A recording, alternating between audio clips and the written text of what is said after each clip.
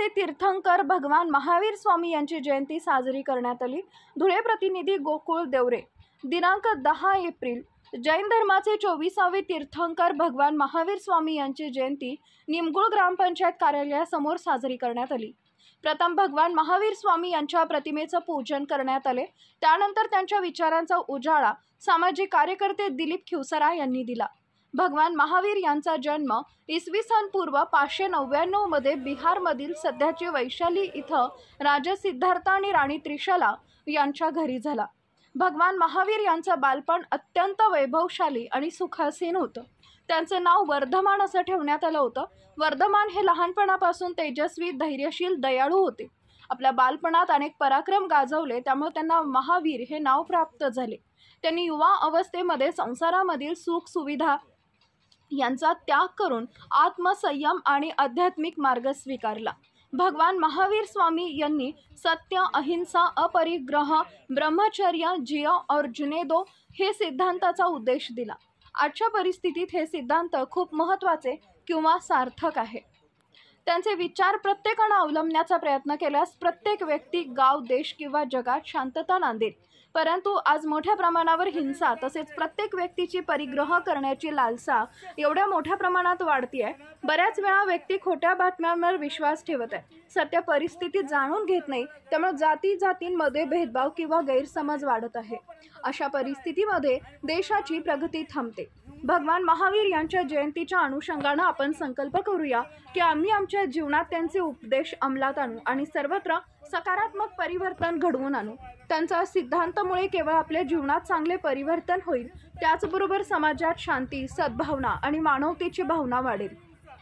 महात्मा गांधी यांनी सुद्धा देशाला स्वातंत्र्य मिळवण्यात सत्य, अहिंसा या महावीर स्वामींच्या तत्वाचं पालन करून देशाला स्वातंत्र्य मिळवून दिलं। महावीर जयंती हा जैन धर्मासाठीच नव्हे तर संपूर्ण मानवजातीसाठी प्रेरणादायी दिवस आहे, असं शेवटी दिलीप खिवसरा यांनी सांगितले। कलियुगामध्ये आपल्याला 500 सालापासून सनातन धर्म काय आहे, सनातन धर्माची खूप ह्या हिंदू धर्माला गरज आहे आणि सनातन धर्म जिवंत आहे तोपर्यंत संत आहेत। आणि भगवान महावीरांनी हिंसा, अहिंसा, हिंसा म्हणजे काय, दुसऱ्याला मारणं, दुसऱ्याचे मांस विकणं याला हिंसा म्हणतात। पण बोलण्याने सुद्धा माणसाची हिंसा व्हायला नको। माणूस दुसऱ्याचा आत्मा दुखवणं ही सुद्धा एक प्रकारची हिंसा आहे। म्हणून हिंसा आणि अहिंसा हे महावीर शिकवतात आणि महावीर एवढे तेजस्वी होते, त्यांनी बालपणापासूनच लोकांना अहिंसा, सत्य हे परमेश्वराची भक्ती, परमेश्वर काय आहे याचं सगळी माहिती आपल्याला सांगितलेली आहे। आणि त्यांची माहिती आपण ही परंपरा आपल्या कलियुग संपेपर्यंत आपल्या पुढच्या पिढीला ते शिकवण्याची गरज आहे।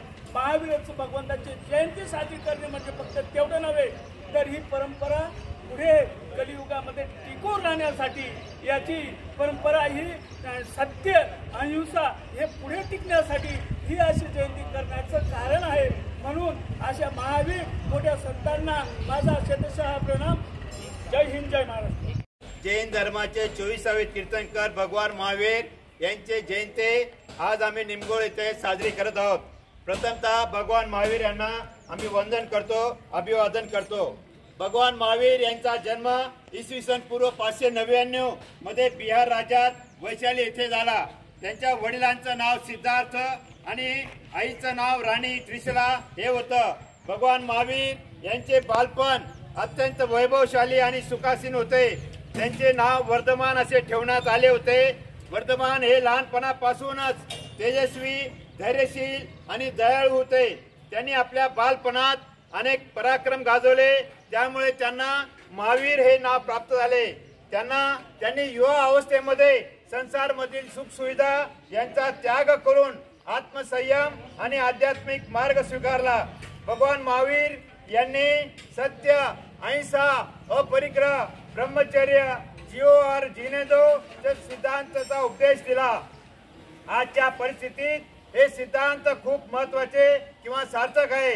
त्यांचे विचार प्रत्येकाने अवलंबण्याचा प्रयत्न केल्यास प्रत्येक व्यक्ती, गाव, देश किंवा जगात शांतता नांदेल। परंतु आज मोठ्या प्रमाणात हिंसा, तसेच प्रत्येक व्यक्तीची परिग्रह करण्याची लालसा मोठ्या प्रमाणात वाढत आहे. बऱ्याच वेळा व्यक्ती खोट्या बातम्यांवर विश्वास ठेवत आहे, सत्य परिस्थिती जाणून घेत नाही. त्यामुळे जाती जातीमध्ये भेदभाव किंवा गैरसमज वाढत आहेत. अशा परिस्थितीमध्ये देशाची प्रगती थांबते. भगवान महावीर यांच्या जयंतीच्या अनुषंगाने आज आम्ही असा संकल्प घेत आहोत की आमच्या जीवनात त्यांचे उपदेश अंमलात आणू आणि सर्वत्र सकारात्मक परिवर्तन घडवून आणू. त्यांचे सिद्धांत केवळ आपल्या जीवनात चांगले परिवर्तन होईल, त्याचबरोबर समाजात शांती, सद्भावना आणि मानवताची भावना वाढेल. महात्मा गांधी यांनी सुद्धा देशाला स्वातंत्र्य मिळवण्यात सत्य, अहिंसा या महावीर स्वामींच्या तत्वाचे पालन करून देशाला स्वातंत्र्य मिळवून दिले. महावीर जयंती हा जैन धर्मासाठी नव्हे तर संपूर्ण मानव जातीसाठी प्रेरणादायी दिवस आहे. पुण्याच्या भगवान महावीर यांना अभिवादन करतो आणि थांबतो. आता आपण एक